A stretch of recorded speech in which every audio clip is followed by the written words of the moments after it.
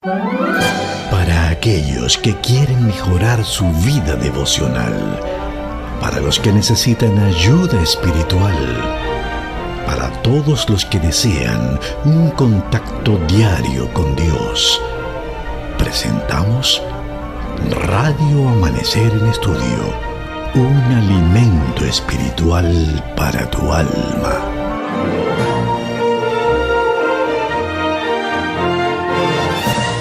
Que el Señor les bendiga grandemente en esta oportunidad. Para nosotros es un gran privilegio poder llegar a cada uno de ustedes ahí en la comodidad de su hogar o no sé en qué lugar se encuentran y poder ser parte de este estudio especial de la guía de escuela sabática que para este trimestre apenas iniciando estamos estudiando temas del Evangelio de Juan. Así que gracias por estar ahí conectado, que el Señor te bendiga y como ya se va a hacer una costumbre, y no digo que ya es una costumbre porque apenas han pasado 7 presentaciones de la lección de escuela sabática.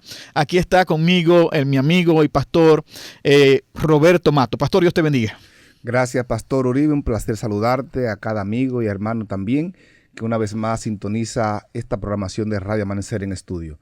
Nos sentimos contentos y alabamos el nombre de Dios por esta linda oportunidad que nos da nuevamente.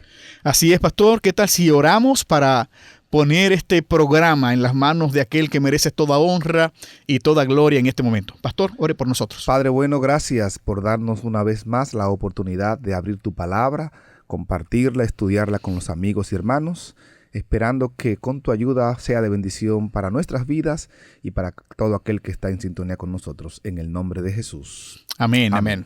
Bueno, aún estamos a tiempo, pastor, para motivar. Si alguna persona aún no tiene su guía de escuela sabática, es el momento para que usted la adquiera y que junto con nosotros pueda ir marcando, pueda ir rayando si le gusta el papel como a mí, o no importa, si tiene una descarga, la descargó de manera virtual, tampoco hay inconveniente. Lo que deseamos es que toda persona en esta hora pueda estar conectada con nosotros, estudiando esta guía que es de bendición. El trimestre pasado nos gozamos estudiando el Evangelio de Marcos y qué agradable sorpresa que este trimestre estamos estudiando el rico Evangelio de Juan.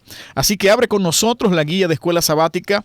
Hoy estamos estudiando la lección introductoria para la semana del sábado 5 de octubre, que lleva por título Señales de Divinidad. Es la lección general de toda la semana, Señales de Divinidad. A mí me encanta Juan, Pastor Matos, porque Juan, a diferencia de otros evangelios, él viene a presentar un tema central en su libro. La semana pasada recordarás que estuvimos hablando de cómo lo que Juan escribe es para que la gente crea. Por cierto, la palabra creer aparece cerca de 79 veces en el Evangelio de Juan. O sea, creer para Juan es un punto extremadamente importante. Y vimos la semana pasada cómo Cristo hizo ciertos milagros para que la gente creyera en Él, para que se manifestara esa creencia en el Señor.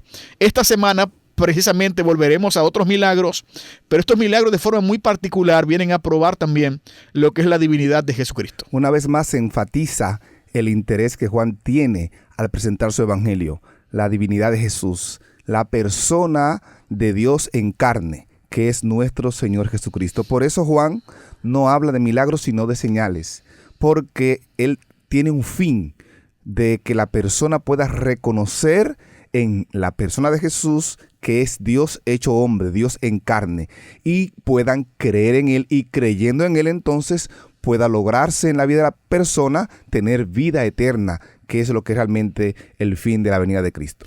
El Evangelio, perdón, adelante. Sí, Cristo vino realmente para darnos a entender que Él era Dios. Y cada uno de los milagros, mejor dicho, señales que él enfatiza, que Juan presenta, tienen como fin lograr en la persona que puedan creer. Si nosotros notamos que Juan trata en su evangelio cada milagro, cada señal que él presenta, tiene como fin no solamente que la persona reciba el milagro, la curación del hijo del oficial, convertir el agua en vino, la curación del paralítico, cada una de estas señales es para que la persona que están a su alrededor y nosotros que hemos recibido este evangelio ya siglos después podamos reconocer, aceptar en nuestra vida la persona de Cristo como nuestro Señor y Salvador. Bueno, quiero recalcar, la semana pasada mencionábamos un texto en Juan 20, 30 y 31, que es el objetivo que Juan persigue en su libro. Mencionábamos también Jesús hizo muchas otras señales en presencia de sus discípulos que no están escritas en este libro, pero estas fueron escritas para que ustedes crean que Jesús es el Cristo, el Hijo de Dios, y para que creyendo tengan vida por medio de Él. Y es lo que estamos hablando precisamente en este momento. Juan escribe con la intención de que la gente crea en ese Jesucristo que es Dios. Mateo, por ejemplo, el Evangelio de Mateo, recalca que Jesús era el hijo de David. Se empieza con una genealogía. El libro de Lucas también empieza con una genealogía y viene a recalcar que Jesucristo es el Hijo del Hombre. Ahora Juan viene a presentar, sin embargo, que Cristo es el Hijo de Dios. Y no solamente se refiere a esto, también menciona unas 35 veces que Jesucristo es el Hijo de Dios y además de esto que es igual a Dios, como presenta Juan 5, 18 y 8, 58. O sea, el tema de la igualdad de Jesús con Dios, el concepto de un Jesús que no solamente es humano, sino que es divino, es un punto central en el Evangelio de Juan. Si el milagro no te lleva a reconocer eso, a Jesús como tu Salvador, como tu Señor, no hay vida eterna, no hay vida para ti. Y lamentablemente te quedarás con el milagro, pero al final perderás tu salvación, perderás lo más importante, que es obtener la vida eterna. Muchas personas en los tiempos de Jesús, en el Antiguo Testamento, el mismo pueblo de Israel recibió milagros. ¿Cuántos milagros, cuántas señales Jesús hizo? Dios hizo prodigios y maravillas en favor de su pueblo, pero lamentablemente quedaron postrados en el desierto. Muchos de los que recibieron milagros de Jesús fueron los que le negaron, porque solamente recibieron el milagro, no recibieron el significado de ese milagro, recibieron solamente la parte que ellos necesitaban o querían recibir, pero no recibieron realmente la parte que era esencial para ellos, que era reconocerlo a Él como Señor y Salvador.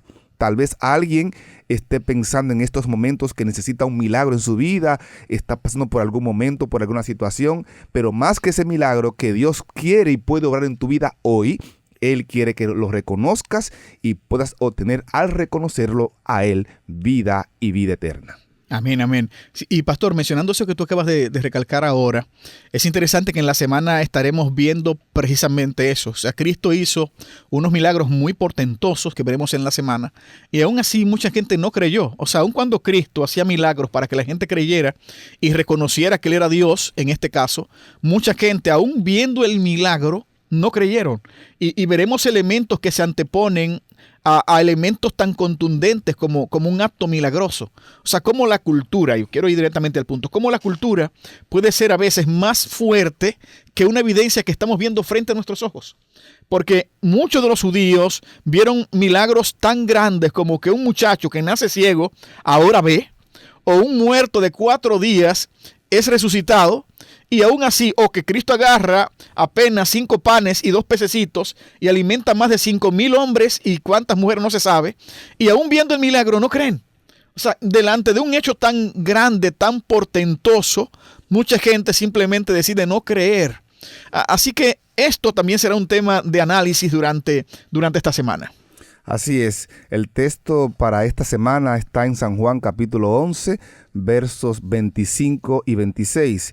Jesús respondió: yo soy la resurrección y la vida. El que cree en mí, aunque muera, vivirá. Todo el que vive y cree en mí no morirá para siempre o eternamente. Y entonces hay una pregunta que Jesús le dirige aquí a la hermana de Lázaro. ¿Crees esto? Creer realmente en la persona de Jesús es lo que realmente le dará sentido a toda nuestra existencia.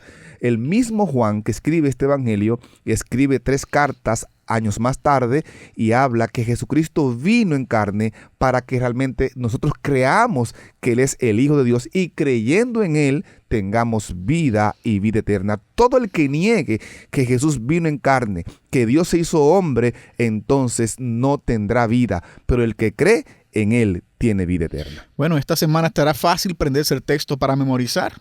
Ya yo prácticamente me lo sé, así que espero que tú también ahí que nos escuchas puedas también memorizarlo. Juan capítulo 11, 25 y 26. Lo voy a repetir, Pastor Mato. Jesús respondió: yo soy la resurrección y la vida. El que cree en mí, aunque muera, vivirá. Todo el que vive y cree en mí no morirá para siempre. ¿Crees esto? Así que espero que ya te sepas el texto. Ya yo me lo sé, pastor. Ya me lo sé de memoria. Así que espero que todos podamos aprenderlo esta semana. Recuerden que estamos acá en Radio Amanecer en Estudio, estudiando la lección para hoy sábado 5 de octubre, titulada Señales de Divinidad, que será la semana completa que estaremos abarcando con muchos temas de interés para cada uno de ustedes. Pastor, cuando leemos la parte introductoria en la lección de este sábado, a mí como que la lectura me lleva de una vez al tema del Código de Nicea, que fue compuesto precisamente en los tiempos cuando se habían levantado los movimientos arrianos contra la iglesia. El párrafo primero dice: la Biblia deja en claro que Jesucristo es el Hijo eterno, uno con el Padre, no creado ni engendrado. Jesús es quien creó todo lo que existe, Juan 1, 1 al 3. Por lo tanto, Jesús siempre ha existido.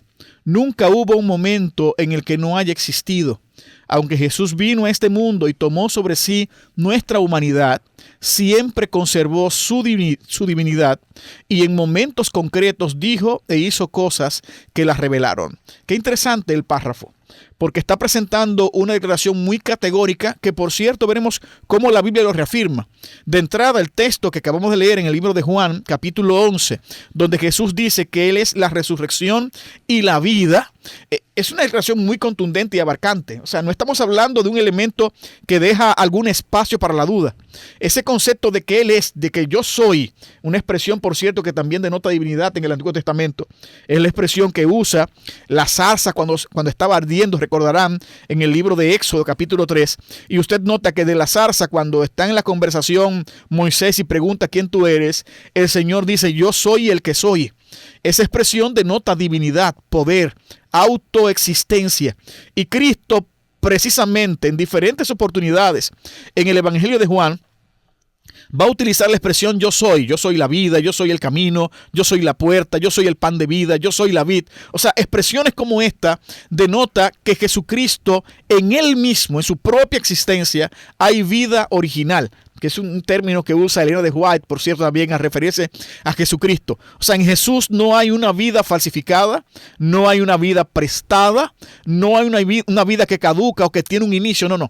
Cristo tiene vida original. Él siempre ha sido, siempre es y siempre será. Hijo de, en la connotación bíblica del siglo I, daba intención o indicaba realmente de la misma naturaleza. Hijo de carpintero, era un carpintero.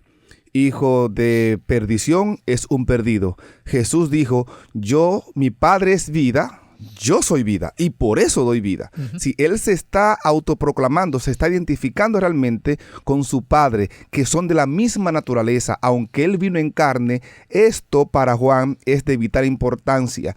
Y es por eso que al Él relatar los milagros, las señales que Jesús presenta, utiliza cada una de estas señales para ejemplificar o señalar la divinidad de nuestro Señor y Salvador Jesucristo. No solamente Juan dijo cosas acerca de Jesús, sino que él fue más allá. Él no se conformó con solamente contemplar a Jesús haciendo el milagro, haciendo la señal en favor de aquellos que estaban en su alrededor, necesitados de él. Juan, más que eso, se sintió impulsado a testificar de lo que él había visto y había oído. Juan no pudo quedarse con eso. Y eso que Juan recibió de Jesús es lo que él años más tarde también hace con sus seguidores. Juan formó una escuela y tenía discípulos y tenía seguidores y los impulsa a ellos, los motiva a ellos también a testificar. Él está transmitiendo lo que él recibió de Jesús, así como Jesús le transmitió a él lo que él recibió de su Padre. Hay una cadena. Hoy nosotros tenemos también la oportunidad de testificar de la divinidad de Cristo, de presentarlo al mundo tal como Él es, tal como Él vino y se reveló, para que creyendo en Él, las personas también puedan obtener vida eterna. Sería importante entender en esta oportunidad que nosotros no adoramos a una criatura. adoramos a Dios. Amén. Jesucristo no es una creación. Él es Dios hecho hombre. Y qué interesante que Juan dedicara todo un libro para probar esto. Porque así como los otros evangelios tienen objetivos particulares al escribirse bajo la inspiración, obviamente, del Espíritu Santo, Juan viene a redactarse ya prácticamente terminando el siglo I, tal vez año 90, por allí Juan escribe este evangelio, 80, 95, se estipula la escritura del evangelio de Juan. ¿Por qué Juan es diferente a los otros evangelios? ¿Por qué Juan persigue algo que los otros no están necesariamente queriendo enfatizar? Bueno, Juan está enfrentando un problema en su tiempo. Posiblemente ya para esa época, o yo diría, pastor, no posiblemente, yo estoy seguro que ya para esa época habían surgido movimientos que querían establecer que Jesús no era Dios, sino que Jesús era simplemente una criatura. El docetismo, que era una de las herejías que se levantaron siglo I, siglo II, querían presentar que Jesucristo simplemente fue un hombre, no Dios, sino simplemente un hombre que fue muy bueno, un hombre que dependió de Dios, un hombre que se dejó guiar por Dios, un hombre que se condujo bajo la dirección de Dios y que por ser un hombre tan excelente, entonces Dios lo exalta. Esa es la visión que tenían algunas personas ya en los días de Juan, presentando que Jesucristo simplemente era un hombre importante, no divino.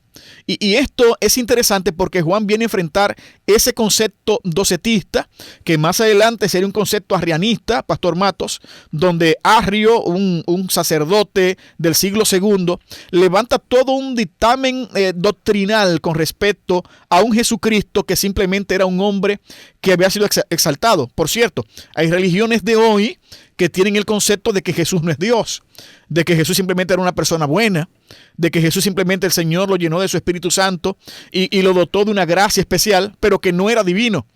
Tal concepto es precisamente atacado en el Evangelio de Juan. O sea, Juan viene de frente a señalar que Cristo no es que sea simplemente un hombre, no. Cristo es un hombre, claro, eso está claramente señalado. Los demás evangelios lo dicen claramente. En Mateo y el libro de Lucas, de forma muy específica, presentan su nacimiento, presentan que nació de María, que nació como un bebito, que se desarrolló, que tenía un cuerpo literal. Eso está claro en los evangelios. Pero también está claro en el Evangelio de Juan que Cristo no solamente era un hombre, Cristo también era Dios. Es el gran yo soy, como lo presenta el Evangelio. Es aquel que puede dar vida porque Él es vida. Es aquel que dice yo soy la resurrección y la vida, y el que cree en mí, aunque esté muerto, vivirá. O sea, en Él hay vida original. No es una criatura, es Dios hecho hombre. Y es interesante que Juan está enfatizando claramente la divinidad de Cristo. Ese es el motivo por el cual él presenta su evangelio y años más tarde también escribe sus epístolas. Él está situando a Jesús en esa relación original, eterna con su Padre. Por eso comienza diciendo: en el principio era el verbo y el verbo estaba con Dios y el verbo era Dios. Es allí. Y es en ese sentido como que tenemos que mirar y acercarnos a este evangelio. ¿Qué está diciendo Juan aquí con esto? Que Jesús no tiene tradición original. Él no está en la tradición como muchos los concebían, como acaba de presentar el pastor con el docetismo, esas creencias que tenía en el siglo I.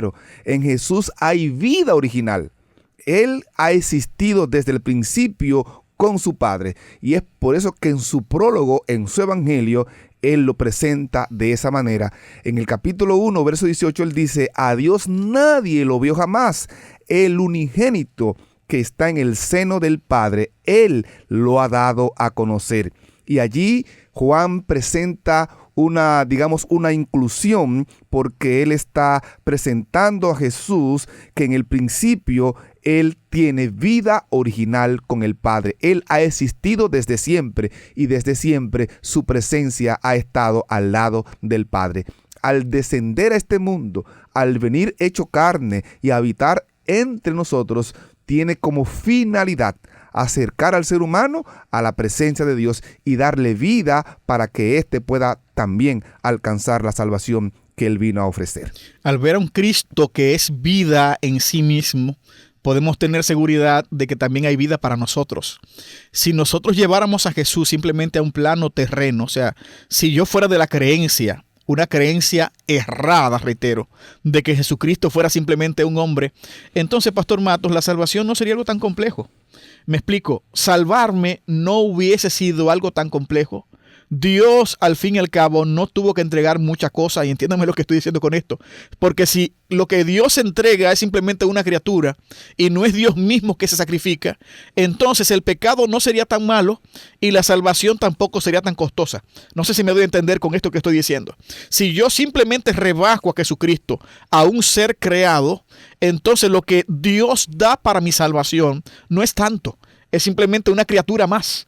Ahora, cuando yo entiendo que la Biblia enseña de forma contundente y precisa que quien da su vida en la cruz no es una criatura, es Dios mismo que se encarna para poder morir por nosotros. O sea, el tema de la encarnación va más allá de un tema de que yo me salve por imitación. Por cierto, yo no me salvo por imitación. Y me explico esto, pastor. Mi salvación no consiste en yo parecerme a Jesús. Es decir, yo no tengo que dejarme crecer el pelo, vestir de una túnica, usar sandalias y caminar todo el día para salvarme. Si yo hago eso, estaría imitando la forma en que Jesús vivió y estaría imitando la cultura de Jesucristo. Ahora, mi salvación no radica en una cultura que yo imite o en un corte de pelo que yo tenga o en una ropa que yo me ponga. La salvación radica en lo que Jesús hizo por mí en la cruz del Calvario. O sea, yo no me salvo por imitación, yo me salvo por la gracia maravillosa que el Señor me concedió al morir por mí en la cruz del Calvario. Cristo se encarna, y hay que entender esto. Una de las razones principales de la encarnación de Jesucristo, y digo más, no de las principales, la razón principal de la encarnación de Jesús es para poder morir por nosotros. Se hace carne para que Dios pueda morir, entiéndase. Que por cierto, Dios no muere. Hay una declaración interesantísima que voy a leer en un momentito. Pero Cristo se encarna con la finalidad de poder morir y restaurarnos a esa relación de pacto con Dios otra vez. Para que tengamos ese puente abierto de comunión con el Padre. O sea, Él da su vida, Dios da su vida para que podamos tener vida eterna. Nosotros, como usted acaba de mencionar, Pastor Uribe, no podemos por nosotros mismos. Aunque imitemos o tratemos de imitar a Jesús, eso no nos va a dar salvación. Cuando Nicodemo se acercó a Jesús, precisamente se acercó con esa inquietud. Y le dice, Maestro, sabemos que has venido de Dios porque nadie puede hacer las cosas que tú haces si Dios no está con él. Y Jesús comienza un diálogo con Nicodemo y le dice, Nicodemo, déjate de rodeo, tú lo que necesitas es nacer de nuevo. Y Nicodemo, no entendiendo, le pregunta, ¿cómo puede hacerse eso? ¿Puede acaso alguien entrar en el vientre de su madre? Cuando Nicodemo viene a Jesús diciéndole maestro, un maestro es un modelo, alguien que modela su vida para que sus alumnos puedan copiar y puedan aprender de él. Pero Jesús le está diciendo a Nicodemo, no es imitándome, no es copiando de mí lo que tú tienes que hacer, porque tu naturaleza es pecaminosa. Tú necesitas nacer de agua y del Espíritu. Tú no puedes imitarme a mí, porque lo que es nacido de la carne, carne es. Y lo que es nacido del Espíritu, Espíritu es. No te maravilles de eso. Jesús está presentándole a Nicodemo que el problema radica no en imitarlo, no en hacer lo que Jesús hace, sino en una nueva creación, en un nuevo nacimiento. Es nacer de arriba, es nacer del Padre, de agua y del Espíritu. El mismo proceso que se dio en Jesús, y usted y yo bien sabemos que el proceso para Jesús nacer es diferente al proceso en el cual nacemos todos los seres humanos. Él fue engendrado por el Espíritu. De alguna manera, en su naturaleza había algo que en la mía no hay. Y por eso Jesús presenta que necesitamos nacer de agua y del Espíritu, nacer de arriba, nacer del Padre, para poder hacer por naturaleza las obras que Él hizo, guiados por su Santo Espíritu. Es imposible por nosotros mismos hacerlo. ¿Puede el leopardo cambiar su piel? ¿O puede el etíope cambiar su cabello o cambiar su vida? No, dice la palabra. Necesitamos realmente nacer. Por naturaleza estamos guiados o acostumbrados, condenados a una vida pecaminosa. Pero cuando nacemos de nuevo, de agua y del Espíritu, nacemos como nuevas criaturas. Y es lo que dice Elena de White en el libro El deseado de todas las gentes, que las palabras dichas a Jesús a orillas del Jordán cuando fue bautizado: este es mi Hijo amado, en el cual tengo contentamiento, son dichas a todo aquel que también es nacido de agua y del Espíritu. Por lo tanto, al nacer de esa manera, podemos dar fruto, no de imitación, sino un fruto que viene de una naturaleza nacida de arriba, nacida del Padre, para darnos vida eterna. Oye, esta declaración tan interesante, Pastor Matos, que Elena de White presenta en el matinal Exaltata Jesús en la página 70, ella escribe lo siguiente: la naturaleza humana del Hijo de María fue cambiada en la naturaleza divina del Hijo de Dios. No. Las dos naturalezas se mezclaron misteriosamente en una sola persona, el hombre Cristo Jesús. En él moraba toda la plenitud de la deidad corporalmente. Cuando Cristo fue crucificado, su naturaleza humana fue la que murió. La deidad no disminuyó ni murió. Esto habría sido imposible. Cristo, el Inmaculado, salvará a cada hijo e hija de Adán que acepte la salvación que se le ofrece, que consienta en convertirse en hijo o hija de Dios. El Salvador ha comprado a la raza caída con su propia sangre. Mira, esta cita es simplemente impresionante, Pastor Matos. O sea, aquí no tenemos el espacio para detenernos, pero esto sería un tema de discusión de muchas semanas. Por cierto, será el tema que estudiaremos por la eternidad.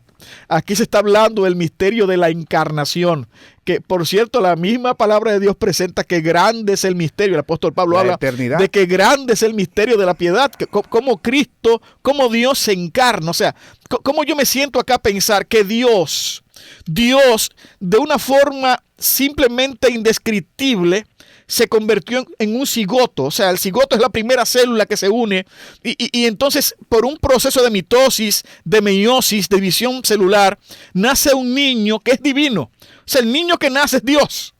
Dios nació en carne, presenta la palabra de Dios. Cuando se une la cultura griega, Pastor Matos y queridos oyentes, ahí donde está el gran problema que estaremos viendo esta semana.